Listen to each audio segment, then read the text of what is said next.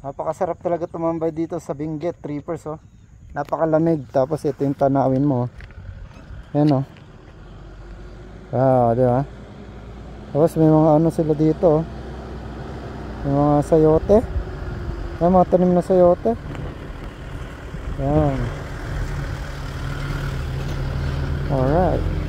So napakalamig dito, Trippers, kahit na summer. So tetestingin natin makiat doon, Trippers, para makita natin yung ano, yung nagtrending nating tramline na mga binababang gulay noon ano.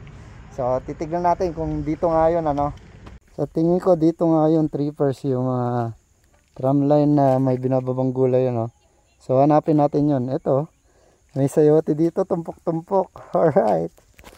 So masaya akong pinapakita sa inyo yung mga nakikita ko at mga na-experience ko sa daan, no, Trippers. So sana manatili kayo manood sa mga vlogs ko, Trippers. Thank you. Actually, natatakot na ako, Trippers, kaya huminto muna ako. Ayun, nandun yung motor ko. May titignan lang ako dito dahil napakataas ko na pala dito. Oh my God. Ayan oh. Grabe.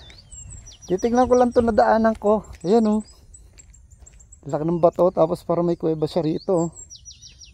Para nilalagyan to ng mami, Trippers. Wow.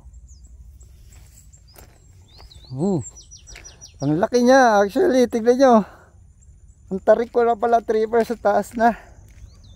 So di ko pa namamalayan, no. Ganda oh, may mga tanim doon sa baba. Wow, ang ganda rito. Boss Idol, dito. Natutulad na ako sa iyo, mutit ka. Ayan o. Alright. Actually, sobrang taas nito, Boss Idol. Pwede ka rito. Wala magagalit dito. Alright. Oh, Boss Idol, dito tayo. Dadali kita rito, promise. Diba? Alright to, boss. So dito ngayon, Trippers, yung tramline na nakita natin dun sa Marcos Highway ano. So banda raw dun pa. So napakalayo pa, at saka matarik na yung daan. Sa tingin ko hindi ko na siya kakayanin.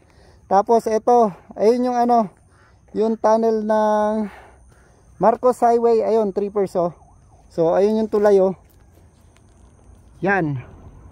Ayun yung tulay papunta ng Baguio. So alam nyo na kung nasan ako. Uwak ko. Grabe yung mga uwak, parang mga ngain. Ayoko lang dalhin yung motor. Natatakot ako dahil sobrang tarik nito, Trippers. Hindi nyo lang kita dito sa ano, camera dahil naka-wide tayo. Kapasyogod. Yan o. Tanaw na tanaw ko na. So natatakpan doon yung ano, yung sinasabi nilang aircon ng Baguio, no? Yung malaking ano yun, yung parang tenga o tabla o ano, palanggana. Ayun, Trippers, nakita ko na. Alright. Ayun o, yung banda na yun, tuba. Ayan yung ano. Wow, Nature's Vibe Cafe yan, Trippers, yung lagi natin tinatambayan. So nandun yung tramline pala. Hala. So mali yata yung tinuro sa akin ni kuya dito na tramline. So sinabi kasi sa akin nila kuya na marami daw tramline dito. So gusto ko makita yung tramline dito, pero hindi ko naman mayakit yung motor ko dahil nga sobrang tarik na. Tapos hingal-hingal na ako. Alright, ang taas, nalulula ako, Trippers. Wow, ang dami pala gulay talaga rito. Wow, puro na sa gilid ng bangin. Alright, ang ganda. Yung pala broccoli pala to. Ayan o, Trippers oh. O diba? Wow, first time ko nakakita ng ano, broccoli sa tanim ano. Yan na. So lahat pala nung nandun sa gilid niyan, yung nakita natin doon, Puro broccoli. Ayan, wow, makapitas nga. Charot. Tapos ito mga to, sayote. So ito pinagkunan na tong talbos ng sayote. Ayun yung mga nakatakip na yun. Mga abono yan, trippers. Fertilizer. Wow. Ito mga sayote yan. Sayote. Wow, ang ganda talaga rito. Napakaraming tanim. Puro bangin Bakit kaya sa bangin na to mga na to gulay So yung isang tramline trippers, banda raw dun pa sa bundok na yon.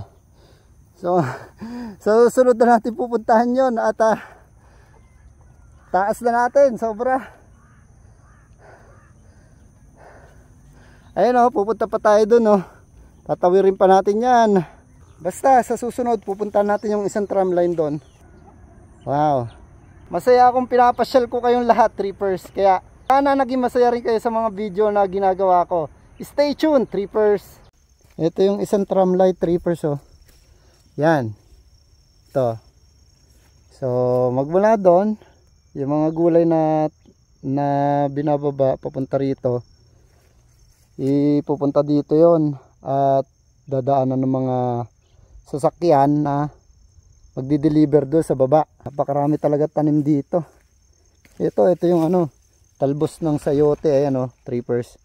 Ito yung paborito natin lagay sa sardinas or igisa ang daming sayote.